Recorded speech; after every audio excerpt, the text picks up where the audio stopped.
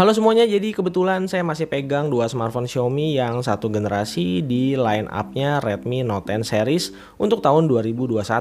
Yang pertama ada Redmi Note 10 Pro dan yang satunya lagi ada Redmi Note 10 5G version. Jadi setelah Redmi Note 10 di cut off sama pihak Xiaomi, praktis untuk pilihan Redmi Note 10 series tersisa Redmi Note 10s dan juga Note 10 Pro buat pilihan 4G. Sementara Note 10 5G untuk pilihan smartphone 5G-nya. Atau kalau kalian sukanya Poco, ada Poco M3 Pro yang juga udah support jaringan 5G. Saya yakin masih banyak di luar sana yang dilema apakah masih pertahanin smartphone 4G atau udah saatnya ganti ke smartphone 5G. Kalau kalian Mi fans, tentu aja apapun pilihannya yang untung cuma satu, yaitu Xiaomi itu sendiri. Oke, langsung aja kita bahas Redmi Note 10 Pro dan juga Note 10 versi 5G. Kalau ngomongin Xiaomi udah pasti kita auto ngomongin spek. Udah dari dulu sampai nanti di Redmi Note 10 1000. Beda paling jelasnya tentu aja di koneksi seluler. Note 10 Pro masih di 4G sementara Note 10 yang ini versi 5G dengan pilihan band yang juga cukup lengkap. Meskipun jaringan 5G-nya sendiri sampai video ini tayang belum ada di semua kota. Poin ini sebenarnya mutlak Note 10 Pro dicoret kalau kalian adalah user yang beranggapan smartphone 5G itu harga mati. Sayangnya saya belum bisa bagiin user experience bedanya pakai 4G dan 5G di kehidupan sehari-hari. Nah, gimana soal fisik kedua smartphone? Meski beti alias beda tipis, keduanya punya perbedaan soal ukuran Note 10 5G yang overall punya dimensi yang lebih kecil dibandingin Note 10 Pro kecuali di ketebalan bodi. Backdoornya sepintas kelihatan kayak sama, tapi begitu dipegang bisa langsung terasa kalau backdoor di Note 10 Pro ini kaca. Sementara Note 10 5G polikarbonat dengan finishing yang dibikin ala-ala kaca.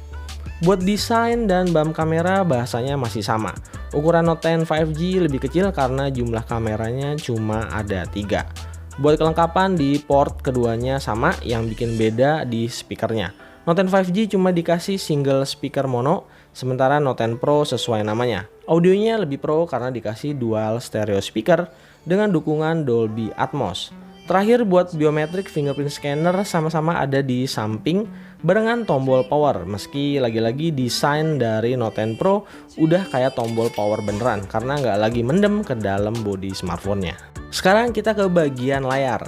Nah, di sini gap keduanya kayak ada perbedaan yang sangat mencolok. Yang satu kayak standar layar mid-range pada umumnya, yang satu lagi kayak overrated buat ukuran mid-range.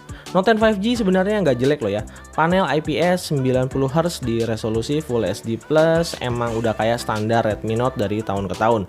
Bisa terasa beda jauh karena di Note 10 Pro Xiaomi emang kayak pengen pol-polan karena kasih tagline jawarannya AMOLED plus refresh rate ala-ala flagship yaitu 120Hz. Kedua layar smartphone ini sama-sama gesit kalau buat diajak bernavigasi, baik itu tapping, swiping, ataupun scrolling. Tapi beda refresh rate tentu aja signifikan bikin user experience-nya terasa lebih cepat di Note 10 Pro. Ada perbedaan kecil juga kalau diperhatiin, bezel di dagu Note 10 5G sedikit lebih tebal, dan kalau diperhatiin juga mata nggak bisa bohong kalau layar AMOLED emang punya daya tarik tersendiri soal vibrant, saturasi, dan juga brightness peak dibandingkan layar jenis IPS. Di bagian ini bedanya kerasa lumayan banget kalau lagi nikmatin konten multimedia dengan resolusi tinggi. Untungnya di sini layar IPS Note 10 5G ada fitur Sunlight Display yang lumayan bisa nge-boost brightness di bawah terik sinar matahari, meski layarnya sendiri agak sedikit reflektif. Nah, buat di pemakaian keseharian dengan dimensi dan layar yang sedikit lebih kecil, kalau dari saya pribadi ngerasa megang Note 10 5G berasa lebih mantap aja. Mungkin karena ukuran bodi dan layarnya lebih kecil dan juga lebih ringan. Keduanya udah tentu pakai MIUI 12 dan sama-sama running di Android 11. Config memori keduanya juga sama, 8 plus 128 GB. Note 10 Pro punya triple slot, sementara Note 10 5G pakai hybrid slot. Jadi di sini perlu diperhatiin buat user yang masih pakai dual SIM plus external memory. Karena perbedaan waktu rilis yang lumayan lama, versi MIUI-nya bedanya juga cukup jauh.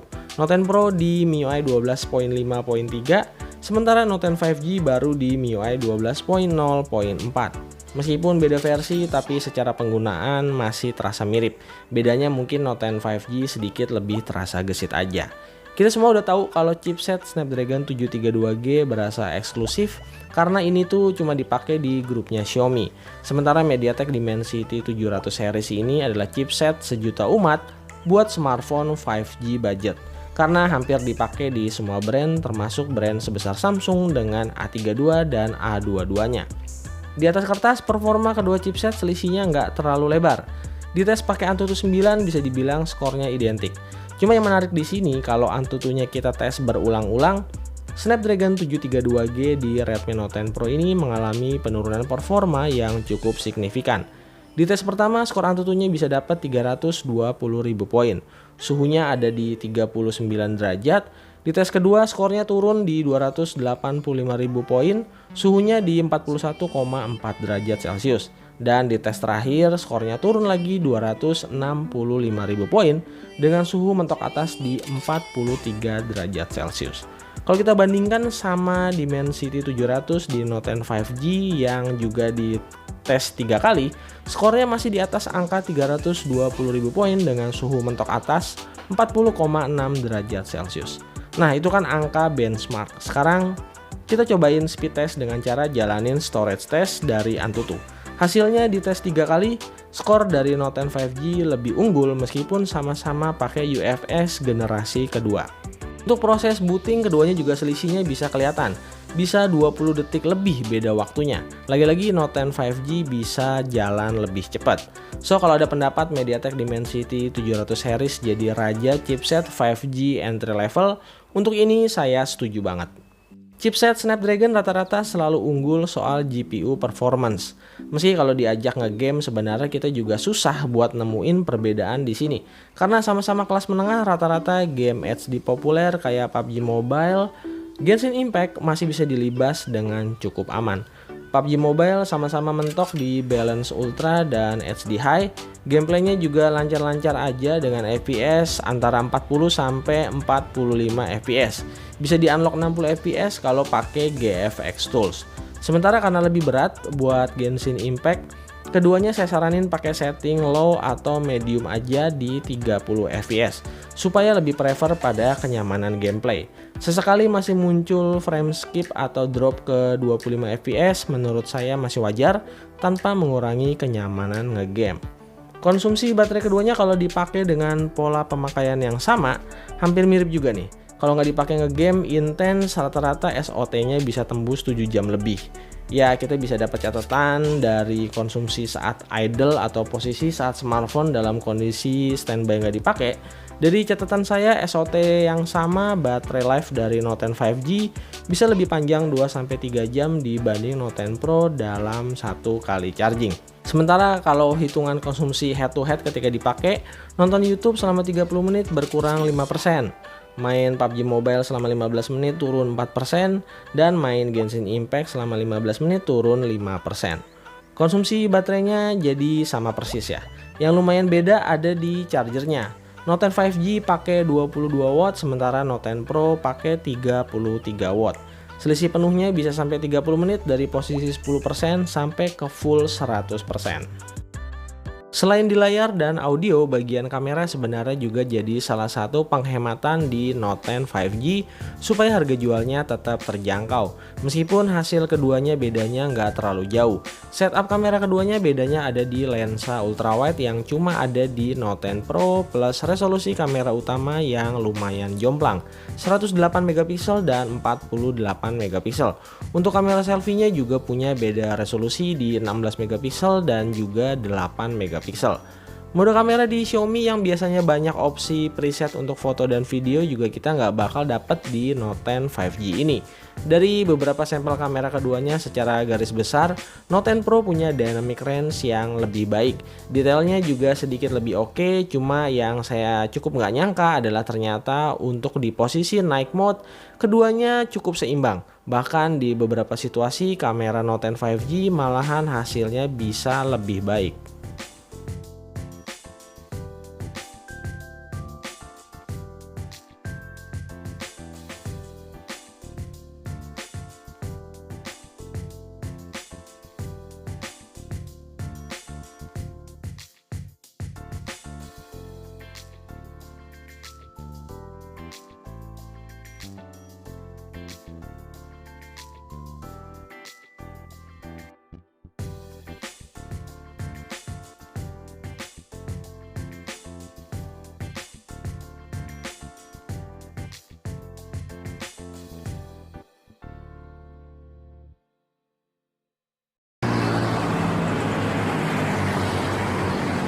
Oke, jadi ini contoh video kamera belakang Redmi Note 10 Pro dan Redmi Note 10 5G.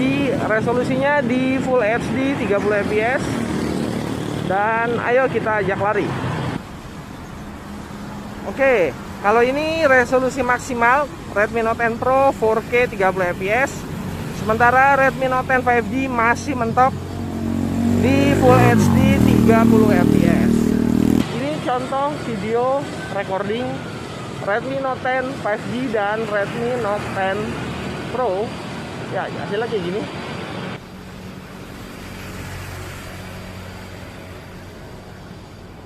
Kelihatan ya.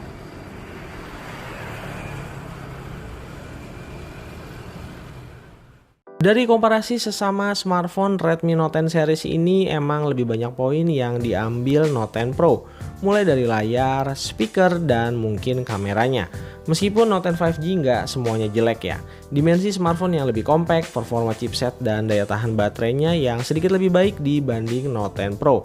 Perlu diingat kalau jaringan 5G-nya udah bisa dirasain, tentu aja smartphone ini bakal lebih terasa kelebihannya dibandingin Note 10 Pro yang masih jaringan 4G. Tapi untuk saat ini karena masih proses pemerataan, jadi harap bersabar sedikit. Oke, segini dulu aja video kali ini. Like video ini kalau dirasa bermanfaat, silahkan di subscribe buat yang mau dukung channel ini supaya tetap bisa produktif. Sampai ketemu lagi di video-video gadget berikutnya. Stay pian dan Teknozaidi out.